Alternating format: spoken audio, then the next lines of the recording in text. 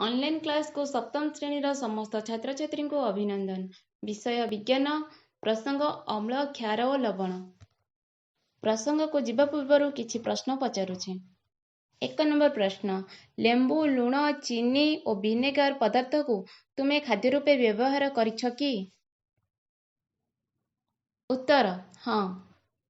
2 number प्रश्न, ए सबुर स्वाद तुमको एकापरी लगे कि?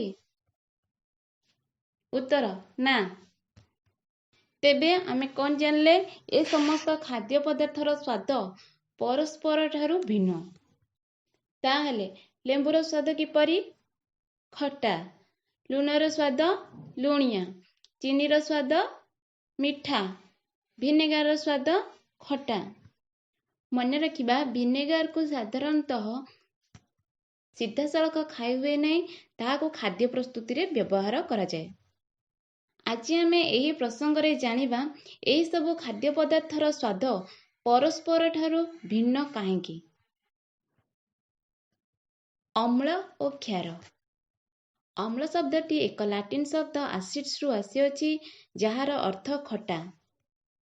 तेबे कौन जानले अम्ल एक लाटिन शब्द एवं एहार अर्थ हेउछि खट्टा। लेंबु रस, कमला रस, विनेगार और दहीर स्वाद खट्टा। एही सब पदार्थ चाखिले खट्टा लागिबार कारण एथिरे अम्ल अछि। तेबे आमे कौन शिखिले, जेउ खाद्य पदार्थ अम्लयुक्त बा जेउ खाद्य पदार्थ रे अम्ल अछि सेही खाद्य पदार्थ आम पाटी को खट्टा लगे।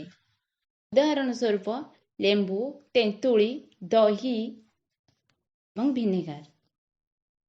किंतु खाइबा सोडार स्वाद खटालिया नुहे, कारण एथिरे अम्ल नाही। यह क्षारिया लगे। यहाकू 2 आंगुली रे घसिले चिकण लगे।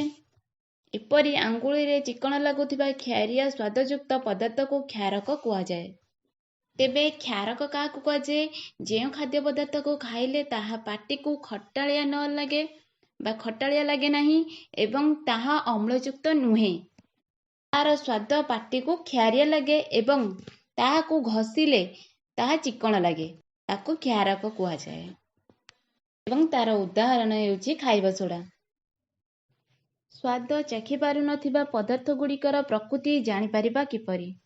कौनसी पदार्थर अम्लीय किंबा क्षारीय गुण को जानिबा पई केतेक विशेष पदार्थ व्यवहृत हुए, एमानकू सूचक कुआ जाए।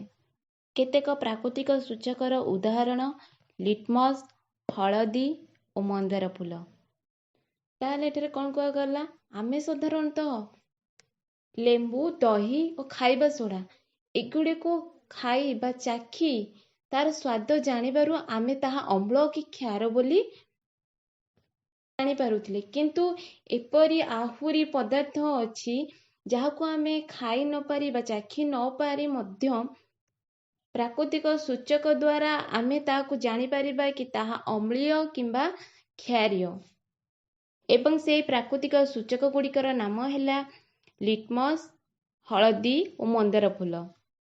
मु एबे किछि प्राकृतिक उत्सर नाम कहबी एवं सेथिरे केउ अम्ल अछि ता मध्य कहबी, ताकू मने रखिबा। विनेगार एसिटिक अम्ल। पिंपुड़ी, जंदा और महुमाछितारे फॉर्मिक अम्ल। कमला एवं लेंबुरे साइट्रिक अम्ल। दहीरे लैक्टिक अम्ल। पालंग सागरे आर्सेनिक अम्ल। अँଳରେ आस्कर्बिक अम्ल एवं तेंतुली, अंगूरू और कंचा आंबरे टार्टारिक अम्ल। याकू मने रखिबा एवं बारंबार पढ़िबा। मु एबे किछि उत्सर नाम कहबी एवं सेथिरे केउ क्षार अछि ताहा मध्य कहबी। चूर्ण पानी। चूर्ण पानी रे कैल्शियम हाइड्रोक्साइड। काच सफा करिबा द्रवण सेथिरे अछि एमोनियम हाइड्रोक्साइड। साबुन सोडियम हाइड्रोक्साइड बा पोटासियम हाइड्रोक्साइड। प्रति अम्ल बटिका एथिरे अछि मैग्नीशियम हाइड्रोक्साइड। याकू बारंबार पढ़िबा एवं मने रखिबा। HW बा गृहपाठ। 1 नंबर प्रश्न, खाइबा सोडा एक अम्लीय खाद्य नुहे काहेकि? 2 नंबर प्रश्न, अम्ल शब्दटी केउठारु आसीअछि एवं एहार अर्थ कौन? 3 ନମ୍ବର ପ୍ରଶ୍ନ, କାହାକୁ ପ୍ରାକୃତିକ ସୂଚକ ରୂପେ ବ୍ୟବହାର କରାଯାଏ? 3 ନମ୍ବର ପ୍ରଶ୍ନ, 5ଟି ଅମ୍ଳୀୟ ପଦାର୍ଥର ନାମ ଲେଖ। ପରବର୍ତ୍ତୀ ପ୍ରଶ୍ନ, ପିମ୍ପୁଡ଼ି, ଜନ୍ଦା ଓ ମହୁମାଛିଠାରେ ଥିବା ଅମ୍ଳର ନାମ କ'ଣ? ଏବଂ ସାବୁନରେ ଥିବା କ୍ଷାରର ନାମ କ'ଣ? ଧନ୍ୟବାଦ।